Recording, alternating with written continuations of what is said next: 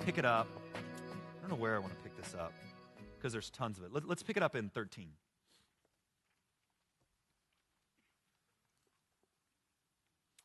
So they start going out. One of the things you're going to see over and over again with Solomon, both in Ecclesiastes and this book, is there's this premium put on his couch. Don't think couch like we would think couch. This is basically dinner, all right? And so one of the things you're seeing right away, right out of the gate in this book is when they date, when they go out on dates, they're in a public place. They're at his couch. They're in the dining hall. They would have been out in the open. And I think there's something to that. I don't think I'm reading too much into it. I guess what I'm trying to say is the movie at your apartment that starts out at midnight, ends at 3 a.m. on the couch, might not be the wisest decision. It's just me. Just me. Might be better to be out in the public eye. All right? But look at what begins to happen, because there's some pretty profound things here in regards to the cultivation of their relationship. Look at this. My beloved is to me a sachet of mirth that lies between my breast. All right, here's basically what she's saying. That when I am around him, the whole world smells better. All right? When I am around him, everything is better. And let's keep going down this. My beloved is to me a cluster of henna blossoms in the vineyard of Engedi. Behold, you are beautiful, my love.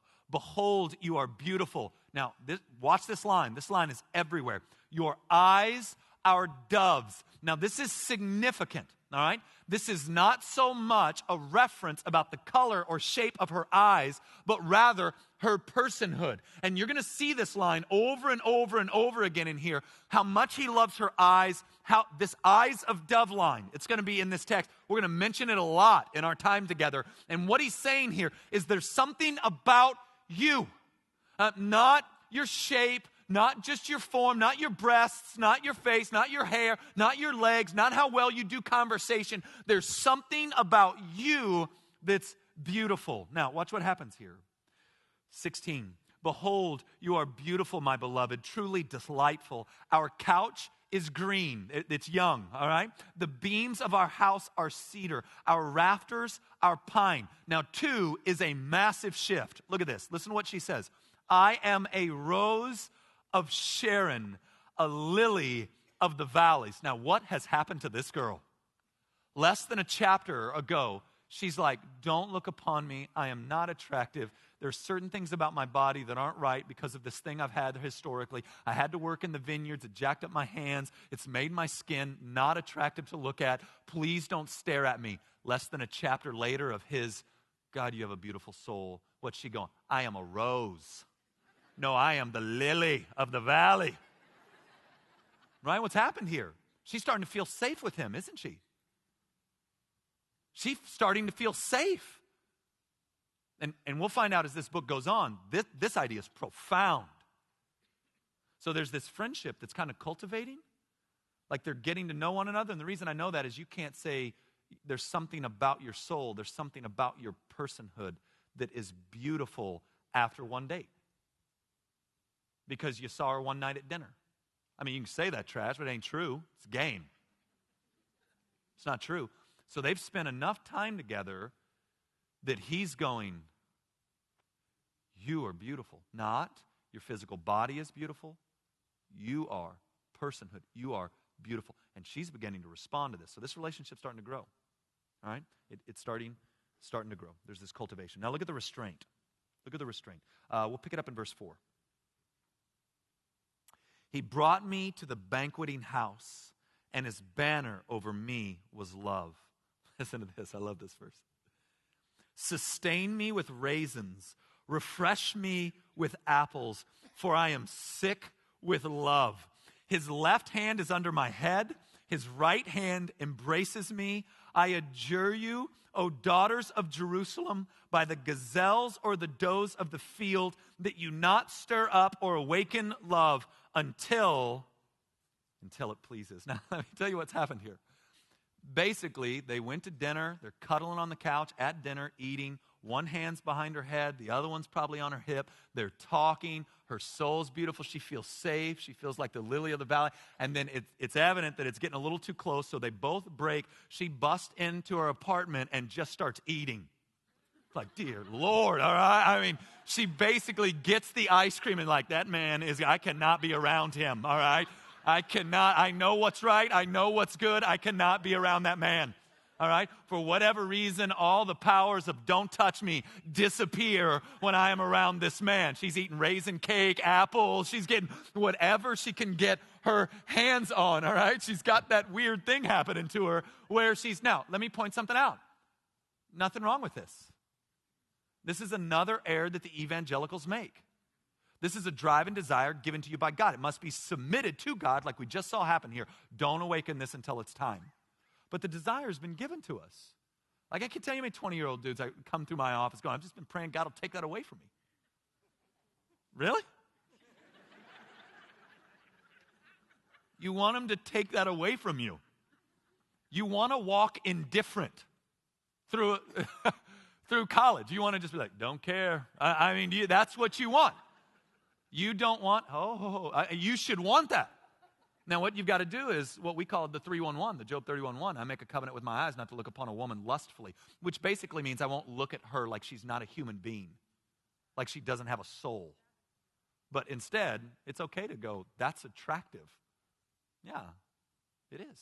It was wired in there. But you got to have the 311.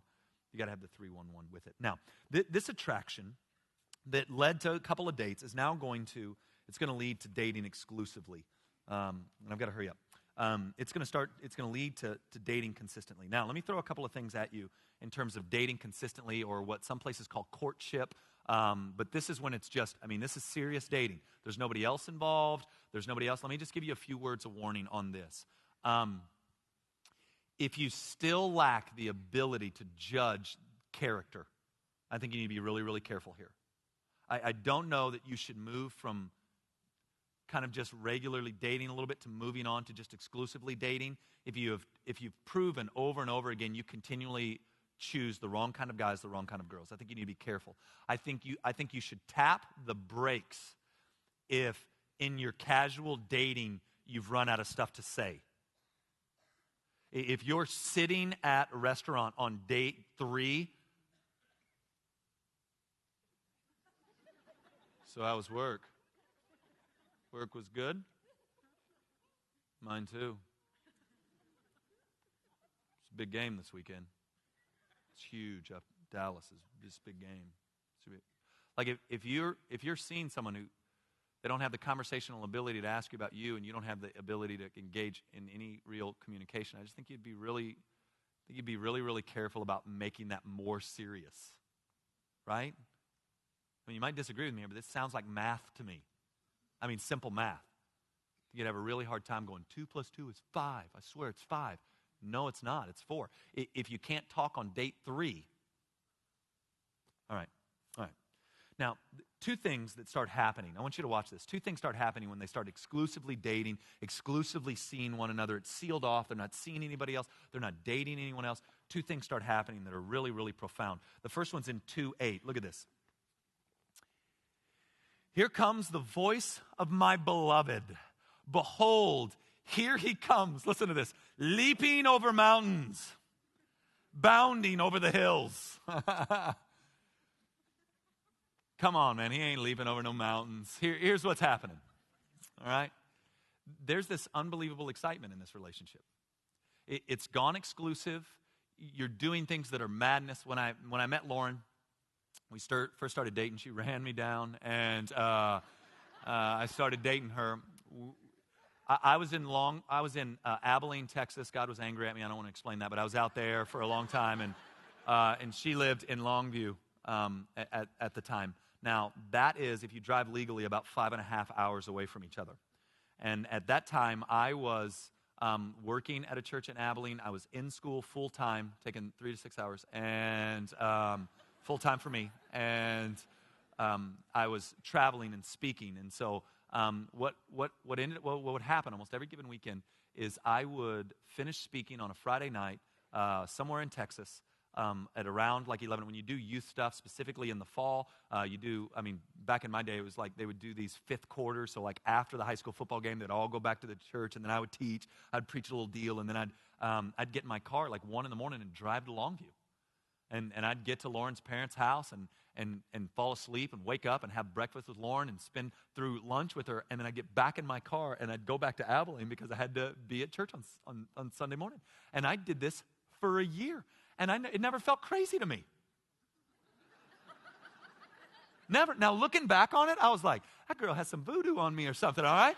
I'm in the car 14, 15, 16 hours of a 48-hour period for 4 or 5 hours with her. All right? That's what just happened here. She's like, here comes my beloved leaping over the mountains. There's an excitement here. There is this just might be it, right? And I don't know where you're from. I don't know what your background is. I was always the guy that says, is there really a woman who'll get to know me and say, yeah, I'll spend the rest of my life with you. I can do this for 60 years. To me, I just had my doubts whether or not that woman really existed. And so all of a sudden that's there, and all of a sudden there's this. Could this be it? Is this it? Are we growing old? You even start having some of those conversations. Marriage conversation. Anyway, there's this real excitement that comes when you seal it up. There should be. There should be. Now, we're all different temperamentally. We all experience excitement differently. But that's what you've got happening here. There's this real joy and there's a real sense of excitement that's occurring in this relationship. And then look at this. We'll read a big chunk. I want you to see this. Because the other thing that starts happening is growth, real growth into one another, and vitality. And I'm going to try to explain this. It's not as pretty as it sounds. My beloved speaks and says to me, arise, my love, my beautiful one, and come away. For behold, the winter is past, the rain is over and gone, and the flowers have appeared on earth, and the time of singing has come, and the voice of the turtle dove is heard in our land. The fig tree ripens its figs, and the vines are in blossom. They give forth fragrance. Arise, my love, my beautiful one, and come away. All right, so watch this. They're starting to grow in intimacy because what they're saying to each other right here is, okay, you've got your issues in your family. Come away with me. Her response, you've got issues in your family. Come away with me. All right? And there's always this idea among people who come from broken backgrounds, which, by the way, is all of us. All right? Some of it's just more subtle than others. That there's this idea early on that we can do it right. Huh? In there? So true, dude. It's horrible. 14. Look at this. Oh, my dove, in the clefts of the rock, in the crannies of the cliff, let me see your face. Let me hear your voice. For your voice is sweet and your face is lovely. Something's happened as they've started to grow in this intimacy that's caused one of them to hide. Some kind of information has come out. Something in the past has come up. Something broke this idea of euphoria. So I'm guessing at this time they've been dating about 2 weeks. All right, that's usually when it pops its head up. All right, 2 weeks to a month. Bam, there it is. And you've had this issue that's come up, and one of them's tried to hide. One of them's tried to run. One of them's tried to hide. Now look at what comes next, because I think this is such a big piece. Look at 15. Catch the foxes for us. All right, so there's something profound going on here, because the two of them are crying out to a third party, not in the picture, right? She didn't say, catch the foxes for me. He didn't say, catch the foxes for me. They just said, catch the foxes for us. Look at what happens.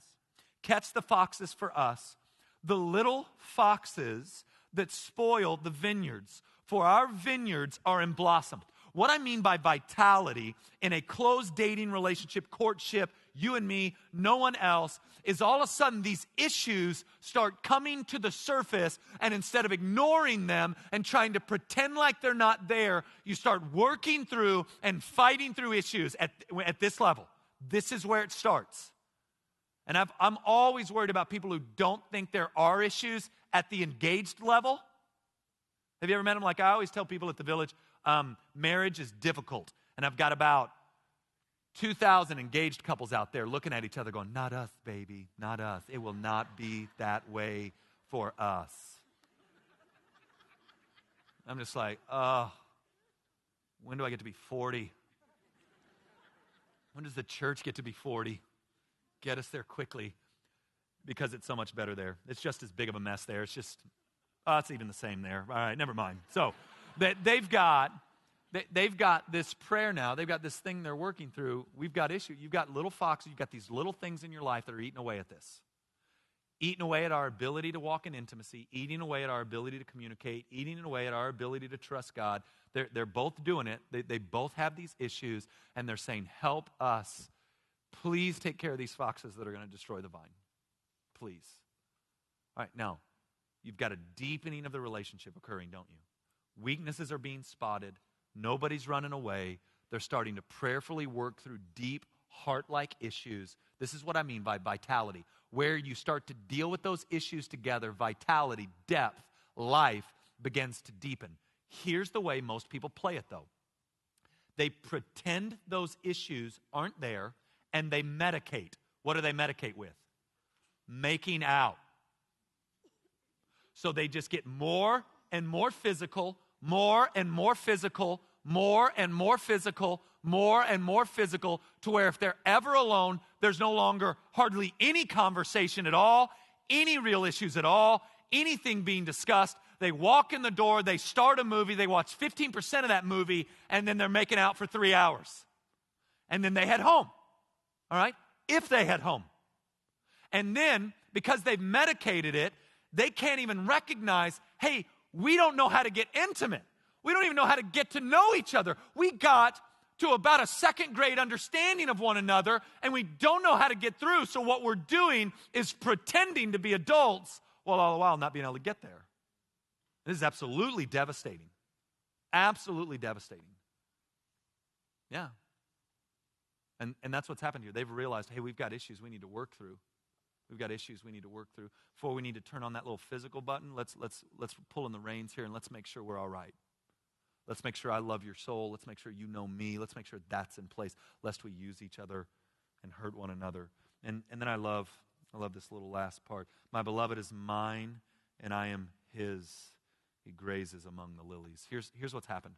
Specifically on her part, there is a deepening of trust for this man, because as the issues came up, he didn't run, but he said, let's deal with them. He didn't medicate it. He didn't make the move on her when she felt weak and vulnerable and all that. They calmed it down. They started working through the issues, and now look at her response. Oh, thank you for this man. Now, I want to point out one more thing, and then we're going to chat some. Look at verse 5 of chapter 3. We're almost done for this session. In fact, I'm about 4 or 5 minutes over now, but I've got a face mic. They can't stop me. Let's go. I adjure you, O daughters of Jerusalem, by the gazelles or the does of the field. Now, that sounds very familiar, doesn't it? Yeah, we've heard this before. That you not stir up or awaken love until it pleases. Twice now, as this relationship has grown to another level, this young lady pleads with us to not let this thing get overly physical. I mean, she's pleading with you tonight. Don't let it get too physical. Now, let me try to explain why. When you remove the relational element of sex, when you remove, all right, being known by and knowing someone, you remove that and it goes just physical. What you've done is absolutely destroyed any hope you have of sex and being physical, being able to create and drive home genuine, legit intimacy. It is a weird pill you can take that makes you feel intimate with one another. But let me point out what I'm talking about in our overly promiscuous society. Have you ever wondered when you're in the grocery store that every magazine on that rack as you're checking out has an article on sex, and that article on sex always has to do with technique? Huh? 9 ways to be a better lover. 7 spots she wishes you would touch. Am I lying? I mean, if I'm lying, you can get mad. If I'm not lying, you can't get mad. Well, you can, but you can't, all right? So, am I lying? I mean, every magazine, every one of them. I mean, all of them. Like the Washington Post, 8 ways to turn her on. You're like, the Post? Not the Post. All right, why is this? Why is this? Okay. If you're having a lot of sex with different women, different men, and it's not fulfilling, it doesn't bring any kind of lasting joy, doesn't bring any kind of lasting fulfillment, then the only hope I have of intimacy and connection and sex being what I've got in my mind it should be is to better my technique at it. And maybe if I become a better lover, then this aching of my soul will go away. Maybe if I become a better lover, then maybe I'll be satisfied. Maybe if I become a better lover. And listen, that's why, I tell our guys all the time, that's why porn is unbelievably devastating. Because it removes the ability to be intimate. It makes the thing purely physical. And when it becomes purely physical, why? Because God designed it to be more than that. All right? He designed it to be more than that. We're going to find this out in the next chapter. We're going to take a quick break here in a second. We're going to come back and we're going to look at what happens when the relationships, when you're making love to a soul and not a physical body, there's this unbelievably powerful, fulfilling, beautiful thing that occurs. When you're just having sex with a body, there's always an emptiness that follows. It's very frustrating. You get angry with yourself. You get proud. It's this really weird animal that happens. And so what you've got on a whole is our society trying to get better at sex because they're having plenty of sex, but it's bringing no fulfillment. So we've got, I can't remember the last magazine. I had Secular Magazine that didn't have that little ad in the back that told me I could get how to be a better lover videos. I can't remember the last time I walked through that thing where there wasn't articles on how to be a better lover. Our society's consumed with it, despite the fact that we're having plenty of sex. Yeah. It's like, this is crazy. Follow me here. It's almost like, and I know this is absurd, it's almost like there was a creator God who designed this to bring joy and happiness. And then if you don't do it his way, it goes really, really bad. It seems like there might be this God who might be for our good. It might be that there's a God in heaven who's not this cosmic killjoy who's trying to destroy us. What do I know, though? Let's pray. Father, I thank you for just our first little 40, 50 minutes together. And I'm no fool. I know there are plenty of men and women in here who probably struggle with pornography, who have historically struggled with getting physical way too quick, who have dated before they knew what they even wanted or what they even thought through what they should. I thank you for grace. I thank you for forgiveness. I thank you for the cross. I thank you for new beginnings. I thank you for those things. It's why we worship. Not that you made us better people, but while we were our worst, you loved us.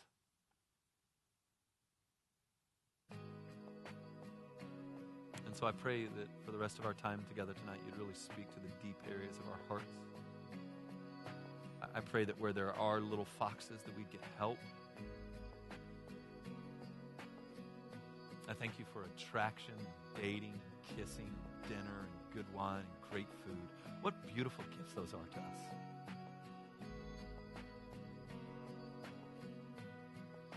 Help us now as we move from attraction, dating, and all the little pieces there